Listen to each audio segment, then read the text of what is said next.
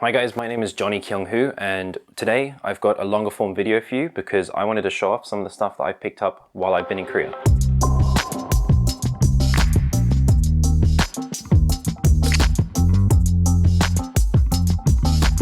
So I've been here for about 3 months now and I'm due to fly back in about 2 days. Flying to Korea, half my suitcase was filled with stuff from England to bring back to my family, but now that my suitcase is half empty, I've decided I want to pick up some stuff from Korea to take back to England with me. For any reason from that they're just cheaper here, or they're better quality here, or you just can't get them in England at all. Starting off over here, we've got lots of these wooden plates, and these are made from a dark wood. I'm not sure exactly which wood it was, but I've really wanted some of these rectangular plates for a while for my videos, so I picked up a couple different size rectangular ones, and these were anywhere from $10 to $20 each.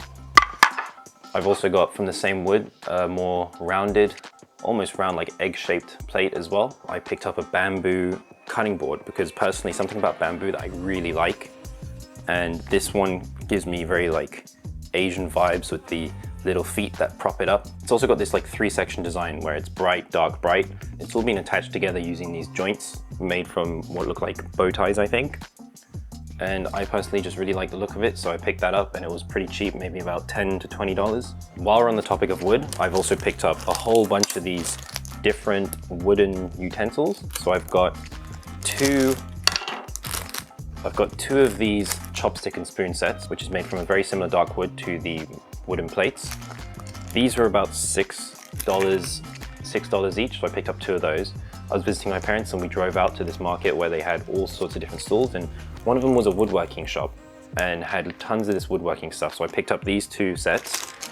While I was down there as well, I also picked up this really nice rice spoon made from the same type of wood, and it's got the carpenter's name branded in there, burnt in. I also picked up this thing, which is actually a coaster, and this is mainly for any videos I do which involve drinks, and then also I'm probably going to keep this on my desk at home so that I can put my big cup of coffee or big cup of tea right on it, and I think it'll look really nice. This one cost me 8,000 won. And then I also got these big ass chopsticks. So I already have a pair of big ass chopsticks in England, but they're made of metal. I picked these up this time because I've spent a long time trying to look for some wooden cooking chopsticks that I really like, and finally I saw these and I really like the look of these, so I picked these up as well. These are pretty cheap as well, maybe less than $5. When I came to Korea, I also did bring my knife bag, and I brought a couple of my knives with me because I didn't want to use like my parents' knives or my sister's knives because I know they don't really sharpen them that well. But I also had a few spare empty slots in my knife bag, so I decided while I'm here, I wanted to pick up some knives. So the first one I got, which is the cheap one, is this Korean made, sort of really simple, not really sure what type of knife this would be, but it's made in Korea.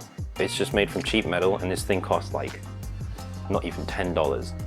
And I got it in a Korean fish market, but this thing is great for just doing anything with that you're not scared to like damage this knife.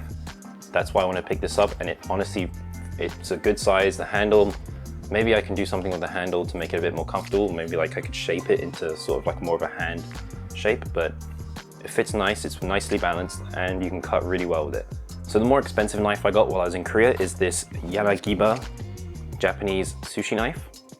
And this one, it's not the highest quality one, but this one still did cost me a good $70 to $80.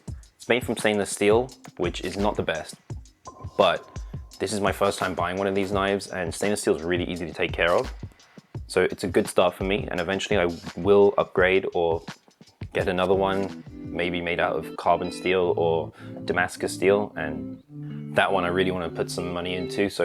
And just for now, while I learn how to use this and learn how to take care of it and everything, I went and got a stainless steel version, and I got this from the same fish market down in Busan called Jagalchi Fish Market as I got this knife.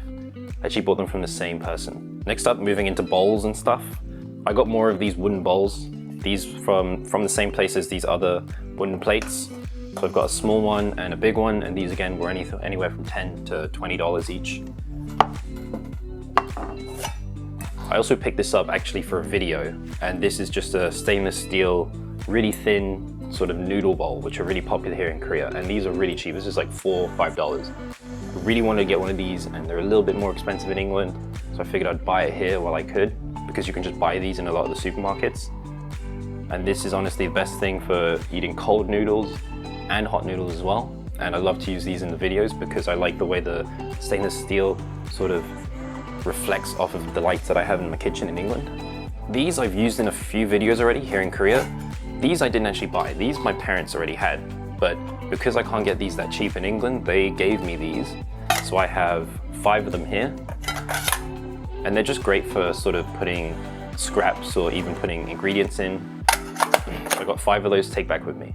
And then finally, probably the most unique thing here is this thing, which I picked up for one of my videos as well. It was really cheap.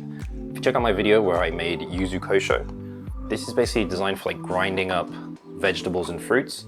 I use this to get the rind off of a yuzu fruit, but actually you can use garlic on here. You can use onions to get like mashed onions or like minced garlic.